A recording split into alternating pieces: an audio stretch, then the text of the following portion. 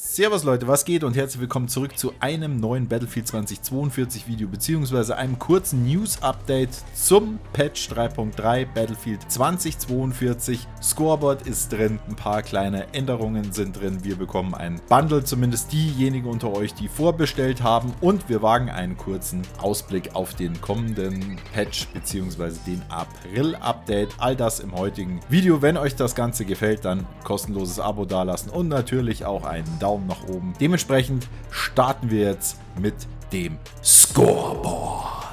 Also hier ist das gute Ding. Ziemlich aufgebläht. Wir haben einmal noch die Personal Stats auf der linken Seite, einmal das Ticket-Verhältnis, wo man sich befindet, wie viel Kills man selber gemacht hat, wie oft man gestorben ist, welche Assists und wie der Stand der Ordensbänder ist. Das ist zugegebenermaßen, finde ich, eigentlich auch eine ganz gute Übersicht, zumindest wie man mit den Ordensbändern steht. Könnte man jetzt vielleicht in Zukunft auch nochmal einblenden, wie es in den wöchentlichen Missionen dann, ja, wie da so der Stand der Dinge ist, ob man schon alles abgeschlossen hat. Weil ich denke hier, ja, Flaggenstatus und so weiter und dann nochmal die persönlichen Stats gehighlightet, das braucht man nicht dafür. Gibt es ja das Scoreboard, da kann man auch so reinschauen. Gut, also, wir haben einmal die Unterteilung in die zwei Fraktionen. Das ist eigentlich so der Major Change, den sie vorgenommen haben. Also es ist jetzt nicht mehr alles in einer langen Wurstliste, sondern es ist schon nach Fraktionen aufgeteilt. Einmal links eben in dem Fall USA und rechts Russland. Ganz normal Spielername, Positionierung. Es gibt einen Summenpunkt, der sich aus diversen Dingen zusammensetzt, nämlich einmal den Kills, den Toten, den Assists, den Wiederbelebungen und den Eroberungen. Dahingehend ist auch immer ein Multiplikator mit dabei, also da hat sich was geändert. Wenn ihr jetzt zum Beispiel eine Flagge erobert, ja, dann habt ihr einen Multiplikator von 3. Das ist das Wichtigste aus Sicht von Battlefield und das ist eigentlich, ja, ich würde sagen sogar ganz cool gelöst. Könnte man wegen mir auch noch höher machen, dass eben auch auf die Flaggen gegangen wird, die Positionen eingenommen werden und ja, so wird das vielleicht auch ein bisschen gefördert, um was es auch im Game wirklich geht. Dann haben wir Kills, Tode. Gibt es natürlich keinen Multiplikator, okay, das wäre natürlich auch witzig, wenn das Ganze dann negativ oder man durch Tode Punkte verdienen kann, ist klar, da ist der Multiplikator 0, Assists gibt es 1 und Revives auch 2. Also das wird auch nochmal ins gleiche Verhältnis dann gesetzt wie die Tode.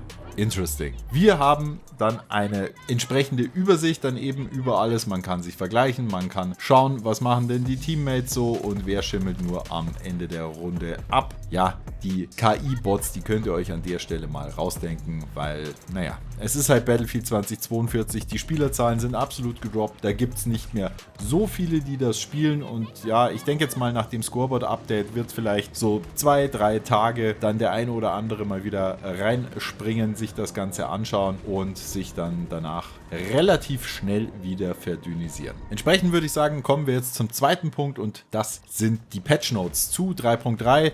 Die sind auch in der Videobeschreibung, habe ich euch das Ganze verlinkt. Ich denke, das brauche ich auch nicht euch einmal vorbeten. Ihr könnt alle selber lesen.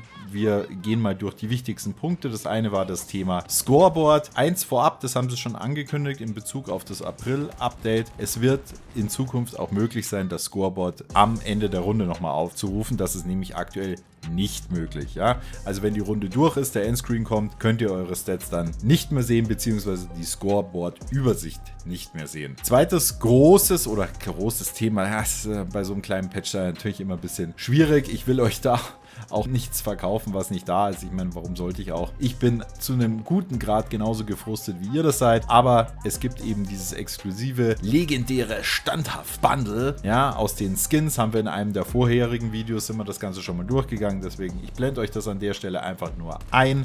Auch hier nochmal der Hinweis, das ist aktuell noch nicht abrufbar. Auf Twitter haben sie eben auch mitgeteilt, dass es im Laufe des Tages möglich sein wird. Also je nachdem, wann ihr euch ins Spiel dann mal einloggt, könnt ihr diese Themen, sofern ihr Vorbesteller gewesen seid, dann auch mitnehmen. Dann gibt es ein paar allgemeine Bugfixes, ja, Performance, bla bla bla. Das interessiert niemanden oder nicht so wirklich. Das Einzige ist vielleicht das Thema Zielhilfe auf Konsole. Das soll jetzt eben verbessert worden sein, auch wenn man sich außerhalb der 100% Reichweite bewegt. Das muss ich ehrlicherweise sagen, verstehe ich auch nicht so ganz, weil sie schreiben, bisher war es nur bei einer Entfernung unter 100% aktiv. 100% von was und was kann über 100% sein. Also ja, es ist auf jeden Fall ein Distance-Thema.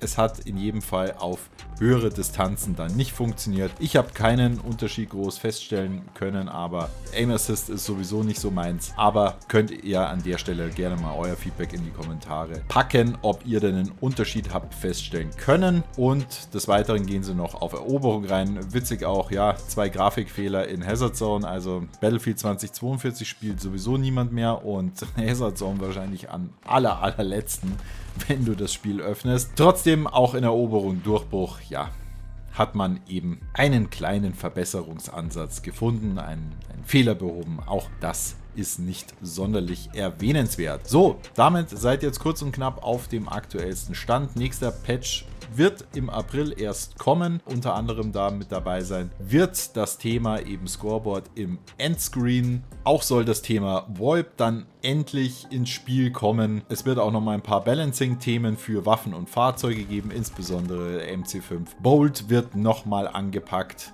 Und ja, aber es ist kein Single-Fahrzeug-Problem aus meiner Sicht. Gerade, ich habe jetzt hier auch ein paar Runden mal gespielt. Eroberung, Durchbruch, 128 Spieler ist aus meiner Sicht einfach unspielbar. Das ist Fahrzeugfield, da hast du als Infanterist gar nichts verloren. Es macht auch wirklich keinen Spaß. So die kleineren 64 Spieler Durchbruch, das geht aus meiner Sicht noch gut klar. Rush geht gut klar. Ansonsten haben wir natürlich aktuell mal wieder kein TDM im Spiel. Was soll ich sagen? Also, ich habe mir das Scoreboard jetzt angeschaut, habe ein bisschen was aufgenommen für das Video und entsprechend werde ich mich sehr wahrscheinlich jetzt auch wieder von Battlefield 2042 für den Moment verabschieden. Und sobald es natürlich was Neues gibt, mache ich euch die News wieder fertig. Morgen wieder wöchentliche Missionen. Schauen wir mal, ob da im Anschluss noch ein paar mehr Informationen über Twitter und auch ja über die Community Loop noch zum Vorschein kommen. Dann mache ich euch wieder eine neue Folge Battle News fertig. Für heute würde ich aber sagen, seid ihr absolut auf dem aktuellsten Stand. Und ich erlaube mir einfach nochmal zum Schluss einen kurzen Hinweis zu geben. Der Back to Battlefield 5 Competitive Cup von der DBCL ist jetzt in der Gruppenphase durch. Das heißt, wir gehen jetzt in die Finals bzw. in die Vorbereitung der Finals. Das ist dann Sudden Death Modus. Ab heute geht das Ganze schon los. Dienstag, Mittwoch, Donnerstag, Freitag und dann die richtigen Finals am Samstag und Sonntag. Mindestens Samstag und Sonntag werde ich einmal mehr übertragen. Ich freue mich natürlich, wenn ihr da auch auf Twitch mit dabei seid. Also am besten hier Abo raushauen. Auf Twitch einen Sub dalassen, beziehungsweise einen Follow dalassen. Sub müsst ihr nicht dalassen. Das braucht ihr nicht tun. Und ich freue mich, wenn wir uns dann entweder im nächsten Video beziehungsweise im Livestream sehen werden. Bis dahin, as always, haltet die Ohren steif und bis dann, euer A-Team.